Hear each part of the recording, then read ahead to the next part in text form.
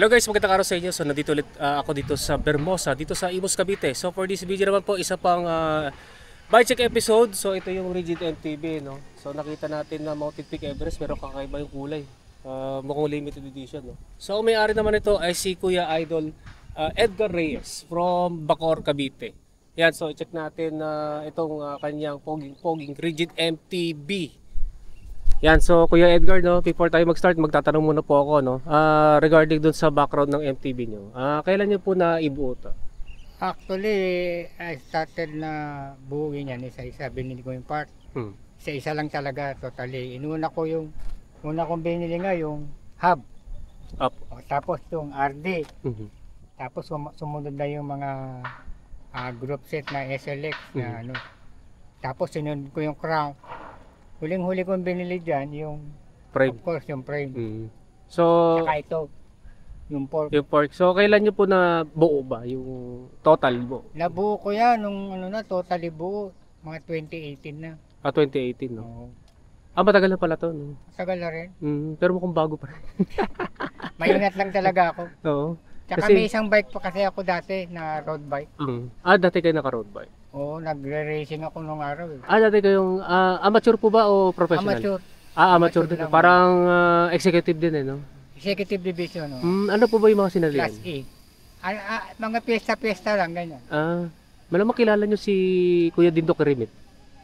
Hindi. Ano yun? Alam ko yung pangalan niya, kilala ko. Kilala ka talaga yun, eh. Yung mga rinante, kilala nyo rin. Alam ko rin yung mga pangalan nila.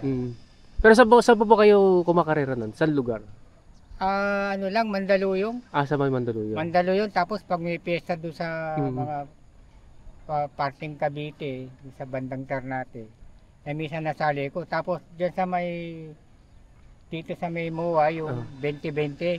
Dati meron dun, eh. Pinapatos ko yun eh, Makapagal. Sa yung hindi pa, nung hindi pa buo yung Makapagal Road, eh. Oo. Naabutan ko yun pagpapasok ko ng hospital noong 2009. 2009. May nakatambay dun sa dati, yung hindi pa PTEX nun, eh. Wala pa yung PTEX. Wala pang PTEX nun, eh. Yun nga, karera nung wala pang C5 extension. 2020 doon ginaganap. Yun nga, no. Nung araw, pinapatos ko yun na nung bago-bago lang akong kumakarera. Para masubukan mo ba yung lakas. Isa, kailangan mong sumubok. Yun nga, para matest nyo yung limit, yung limits nyo, tapos ensayo, no? Yung endurance mo, tsaka kung hanggang saan ka. Para malaman, para pag nalaman nyo yung limitations nyo, yun yung i-ensayo nyo. Para sa susunod, mas malakas na. Yan, mas ma-adapt na, no? Yung naalala ko tuloy, wala pa kasing C5 nun, eh. Yung Golden Heaven nun, wala pa, eh. Yun yung alam kong nauna bago mag C5. Wala pa sa C5, no? Ayan nga, no? Kasi yung Makapagal, naitayo yan, 2008. Nung hindi pa open sa kalsada, daming nagbabike doon. Dami. Dumaan ako dati doon nung pumunta ako Quiapo. Sabi ko, ganda pala sa Makapagal, makinis pa noon, eh. 20-20 pusta, minsan nagkukorpuhan pa yung mga yan. Nga po. Teamwork kasi doon, eh. Yun talaga, 20 talaga yung entry fee noon. Entry 20 talaga, eh. Yun yan, no? Ano pala, saan nyo po ba na-ride to? So far, itong MTB. Ang pinakamalayo pa lang na rating nito, so far, yung sa Tagaytay, tapos Kabuyaw. Ano pa ba? Tama, sa Kabuyaw lang, tsaka Tagaytay pala. Kasi medyo ayaw na akong payagan ng anak ko na. For safety reasons naman kasi. Oo, yun nga kasi nga. At my age, sabi niya wala ka nang dapat patunayan. Ilan taon pa pala kayo? 70. 70 na, no? Nagbabike pa rin. Naka 7 trophies ka na, 4 medals. Dami sa na. pag-racing. Lahat ng bike destination o bike spot all over Luzon and north and south, east and west. Puro napuntahan ko na eh. Napunta na. Pera lang yung mga bago ngayon na yung mga sumisibol na bagong bike spot. Ayun nga. Hindi na ako nakapunta. Kumbaga ngayon, for fun na lang, tamang exercise na lang dito sa Vermosa, no? Exercise na lang. Kasi sa Vermosa, dito sa Saka Cavite. malapit lang dito sa amin. Tsaka ito yung pinaka-safe. Pinaka-safe. Pinaka-safe na sa mga nagbabike, no? Ayun nga, ito nga yung general background sa kanyang Rigid MTB. So, mag-start muna tayo sa kanyang XC Hardtail Mountain Bike Frame. Ito yung Mountain Peak Everest 1. Pero first time na ako nakakita ng ganitong model, eh. Color pala. Light blue. May nakakita na ako yung una nito, yung parang talagang blue. Blue talaga. Pero to first time na ako nakakita ng ganitong kulay, no? Asan niyo po ba napili itong frame na to? Dito lang din sa bandang Dasma. Ah, doon din. Actually, meron sa akong nakita sa Quiapo-nan eh. That Mm. time, wala akong pera. Hindi ako nakabili. Ah, kaya dyan kayo sa Dasma nakabili. Nung makita ko, meron sa Dasma. Oh. Hindi ko. Ayun nga, no? Mukhang limited edition yung kulay nito, no? Yan, ito yung Mountain Peak Everest 1, pambansang brand. Marami na kasi nang gaganyan. marami. Maganda kasi. Maganda kasi ito eh. Sa mga locally assembled na made in Taiwan, locally. Mm. Yung mga lumalabas ngayon na bike. Yan na yung pinakamagaang, pinakamaganda yung geometry, tapos makinis. Mm. Dito lang di ako palo, dapat kininis na rin nila yun. Ano? Ah. Kasi kininis na nila ron. Yun dun, no? Yung bagong model nila ngayon, Oh, makinis na. makinis na. Kaso nga lang, wala pa kaming Ano 27.5. na yun eh, True axle na yun. Ah, Troxel. Puro 29 na lumalabas, pala Oh, 27.5. 29 eh. Oh. Yun nga, aluminum 6061, yan bang 27.5. Then, ang size ito, size medium or size 16. Wala Yeah. kasi ni small eh. Walang small. Oh, medium tsaka large lang talaga Oo. pag Mountain Peak.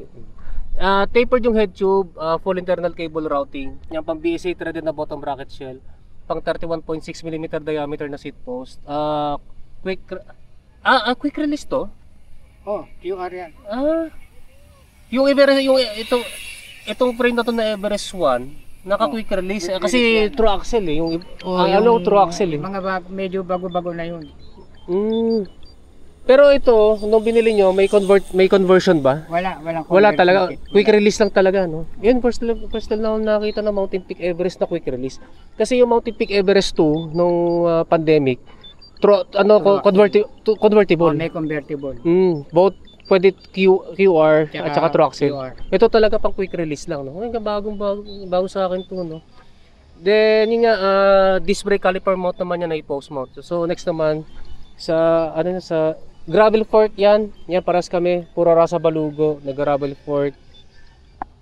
Yan, ito yung kahapon kasi may bumili ng gravel fork na ganito. Yan, may butas na rin, no? Butas din. Yung sa akin kasi wala pa. Wala pang butas sa akin, no? Yun nga hinahanap ko eh, walang butas eh. Dumating may butas. Butas eh, no? Baka yun na yung bago, sir. Kasi yung sa akin, luma na yung akin eh. Gravel, 700C na gravel fork, carbon fiber T1000.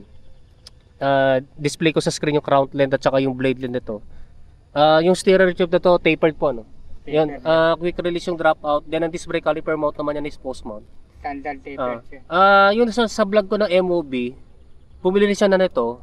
Sabi ni Jello kasi, mga nag-improve na raw to. Pero may problema pa rin pala ito, no? Yung mount ito. Ano yung naging problema naman nyo dito sa... Yung rotor disc sumasayad doon sa caliper bolt. Yung rotor disc bolt. Yung mounting, yan o, yung base. Kung saan mo itutornilyo yung caliper mo, assembly, sumasayad yung rotor disc dito sa doon sa ilalim, dito sumasayad. Doon naman. Yung sa akin kasi, paling lang yung yung mount eh. Kaya pag nilagay ko yung caliper, pero yung kaganon. Nakaganon. Oo. Yung medyo kakaiba lang dito sa case ninyo, no? Titigilin mo yung caliper. Yung kakaliper. Then, sabi nyo kuya kanina, hindi po pwede yung nagkaka-issue kapag floating yung disc brake rotor. Or may mga floating rotor disc na yung remache na nakalubog. Unlike kasi ito isa, yan o, naka-protrude ng siguro 1 mm. 1 mm. Pero meron akong nakita mga floating rotor disc. Yung remache niya, pantay base mode dito sa disc. Dito pantay na pantay.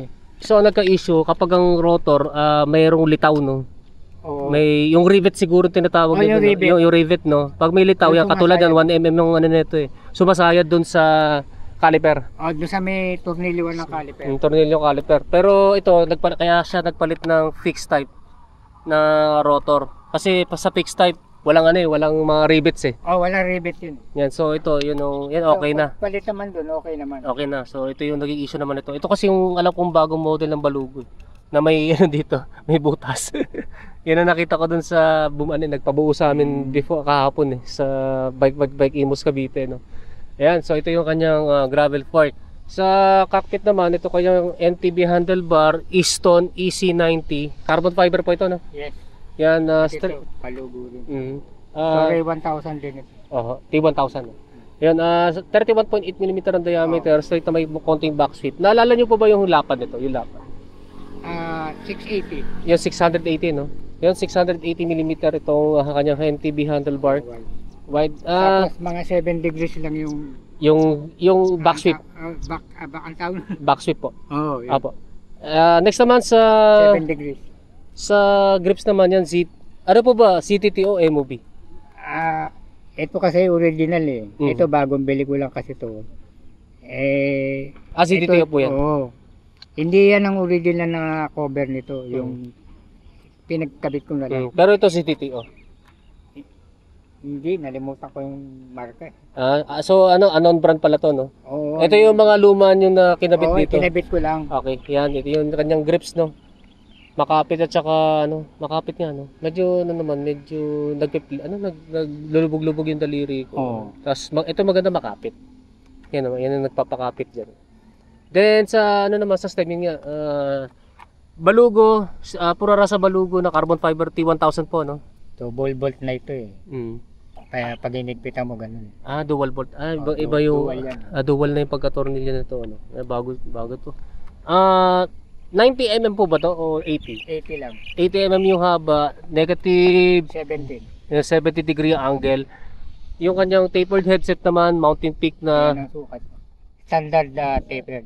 na seal bearings, no, mountain peak. Yan. 41.8 by 52. Ayun na, 41.8 or 50, 41.8 tas 52 na millimeter, no, yung diameter. Oo.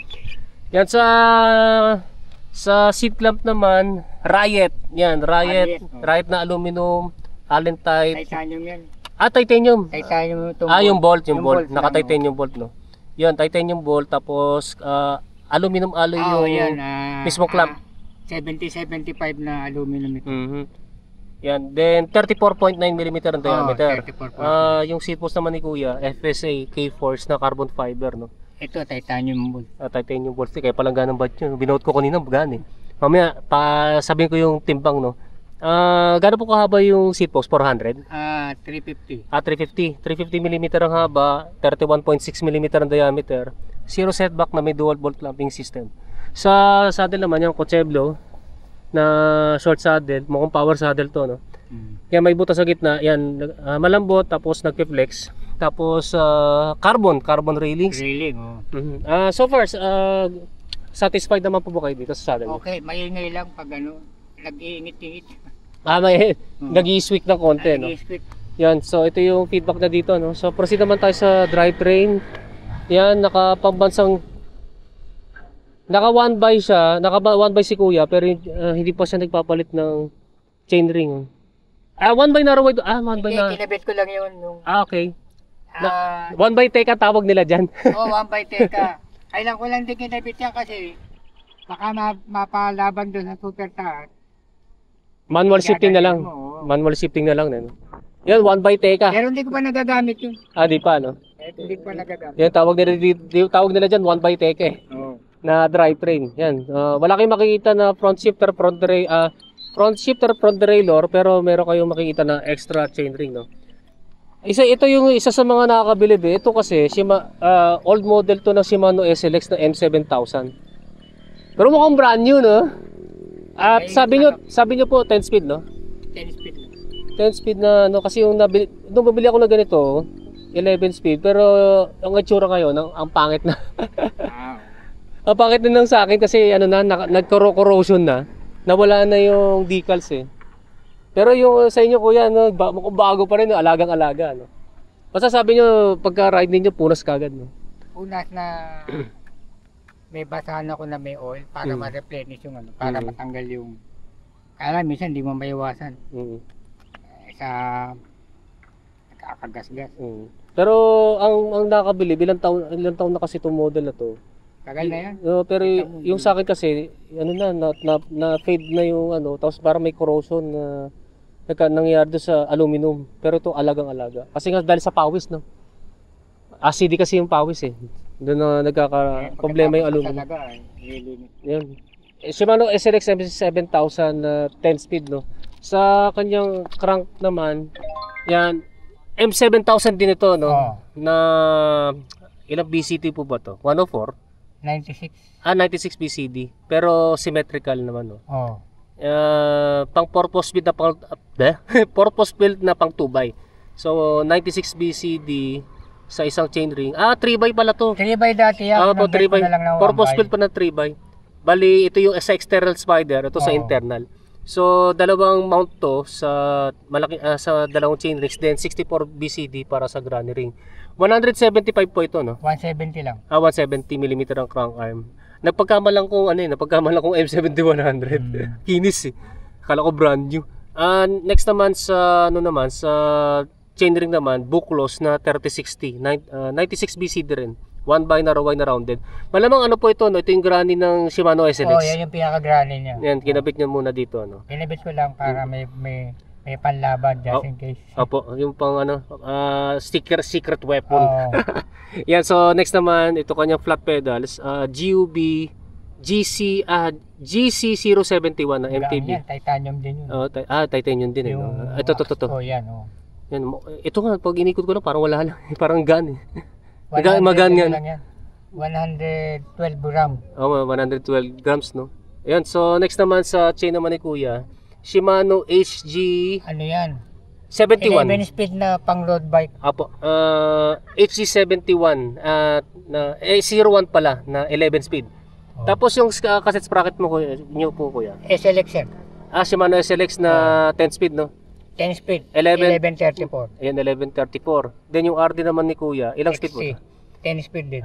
Old school na no? Old school na. Luma na to. Old school na Shimano Dior XT. Lagay ko na lang sa screen ko anong model ito. Search sa Google, no? Nasa likod eh. Sa likod, mahirap. Shadow. Yung shadow yun. Yung model na shadow. Ayan nga po, ano. Yan, ito nga yung sa drivetrain setup ng kanyang MTB na poging-pogi, no? So, sa wheelset naman, ito yung kanyang gulong. Parimoto, Panaracer po ito, no?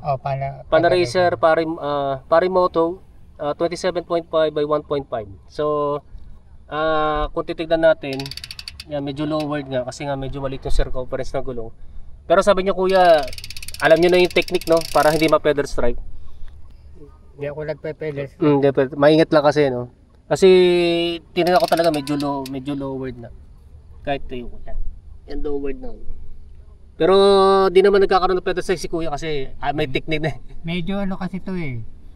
Pero kung ito yung gulong may 2.1, siyempre medyo tataas ka ng konti. Tatas na yun, medyo safe na Kasi yun. 1.5 lang ito eh. Yung Pero 4 by 38. Pero yung setup nito maganda sa ahon to eh. Mm.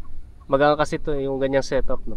Yan sa naman sa kanyang rims yan Wayman U20 ATL na aluminum double wall. 28 mm ito width. Apo yung yung rim width yan. Rim width 28 mm. Aluminum double wall 32 holes. Yung spokes and nipples niya kuya. Ito Pillar. Yan naka-pillar spokes then Bladed pillar. ano po ito? Fast Ace? Hubs po ninyo. Pass Ace. Nalaman niyo po ba kung ilang hubs ko? Hubs to. Parang ngayon lang ako nakita ng ganitong hubs. Andito 6 poles yan. 6 poles. Ayun, so i-check natin yung tunog nito kuya pag naka free wheel. Ako na lang magpapaikot. Ayan. Ako na lang mag-ikot. Walang ingay yan, ayoko na maingay. Ako nga Ayoko na maingay. lalo na speed bump sniper sakit sa tenga. Gusto ko tunog mahirap. Pero mama bumadyak. Ayan nga, ayun yung tunog ng Fast Ace, no? MTB hubs sa pag Saka magang yan. Magaan. Yung panahon na yun, nung binibili ko, yan ay nakita kong pinakamagang. Great Winnie ako, nung pag bumibili ako ng pyesa, tinitimbang ko. Baka kuya may dala-dala kayong timbangan. Yung kitchen scale. Hindi, sa mga tindahan, meron sila. May timbangan kayo, tinatanong. Meron pala sa mga bike shop, no? Meron. Meron na. Kasi alam na nila yung ng mga customer, no? Oo, meron ako. Yan. Tapos may dala pa ako medida pag susukatin. Siyempre alam ko yung sukat ng bibili. Kaya kabisado niyo yung mga no? Yung may mga dala pa sukat-sukat. akong caliper pag binibili. Galing eh, no? Kaya talagang preparado yung pagbili kasi may mga measurements na tsaka may weight na, no? Yan, so lasa lang sa kanyang brake set. Yan, Shimano SLX M7000, no? Hydraulic brakes and dual piston, then lasa lang sa kanyang rotors. Magkaiba, no? Kasi nga dahil dun sa balugo niya na puro nasa balugo ng gravel fork. Shimano po ito, di ba? Alin? Yung harapan niyo po na rotor. RT66 yan, Shimano SLX yan. SLX po, Shimano SLX na SMRT66. Sa likod po, ano pong brand sa likod? Ano ito Pro. PRO, no? Oo. Ayan, PRO. Tama, PRO. Ito ay fixed type. Ito naman ay floating. Pero Kasi nga sumasayad dun eh, kaya, Mm, kaya kinabit ko yung dati kong SLX na walang hindi floating rotor dito. mm. And ito, kahit na magkaiba yung fixed type at saka ito ay yan ay floating, pero parehas to na 160 mm at parehas na bolt type disc brake rotors, no. So kuya, magkano po ba yung total cost na Kung, gastos po? kung talagang kukwentahin ko lahat ng nagastos ko, mabuo yung MTB na yan. Siguro, maabot na ako na 60 plus. 60 plus na rin, eh, no? Oo. Mhm. Kasi Pero yung gulong, napalitan ko na. Dating gulong ko kasi ano eh. kasama na yung mga pinaglumaan? Oo, kasama na. Kasama na. Then, tinimbang ko kanina to, magana to 9.3. Yan, mga 9.3 kilograms. So, ayan, nasa screen na, no? 9.3 kilograms itong poging-poging na Mountain Peak Everest na limited edition ng tawag ko dito kasi naka-quick release, eh. Akala ko talaga kasi true Tapos axle, eh. meron pa ako ng guide. Ayan nga, meron pa dito. Titanium din to.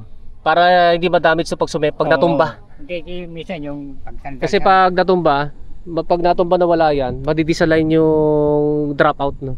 Na sumemplang na rin kasi ako sa road bike. Nabali yung ganito ko. Ayan po, yun po. Integra pa naman. Kaya nagkabit na kayo nito parang for protection sa RD. Minsan natutumba, nabubunggo ng mga biker na hindi rin marunong Ayun nga, nasasagi. Sasagi. Sasagi, no? Ayun guys, ito nga yung Mountain Peak Everest Rigid MTB ni Idol Kuya, no? Yan, so that's it for this video. So kung meron kayong tanong regarding dito sa kanyang Poging-Pog Rigid MTB, i-comment na lang ninyo sa comment section down below. So kuya, mag-shoutout na po kayo. Batiin mo. Shoutout mga SBPCI, Levi Alpay, Bet Sarita, mga kasamahan kong biker. Hindi ko maisa-isa lahat, marami kasi. Ayun, Mga shoutout taga mga Mandaluyong dyan, mga Libsong Pedal Group sa Mandaluyong. ayun po. So maraming salamat kuya. Okay. Yan. Sinuwerte nga ako habang naghahanap ko, nakita ko to, ganda eh. Ganda, unique na unique yung frame nito ng Mountain Peak Everest, no? So yan nga, maraming salamat sa inyo panonood. And don't forget to subscribe sa aking YouTube channel. Pakiclick na lang yung notification button para matotally notify kayo. Yan guys, maraming salamat sa inyo and right safe po sa inyo.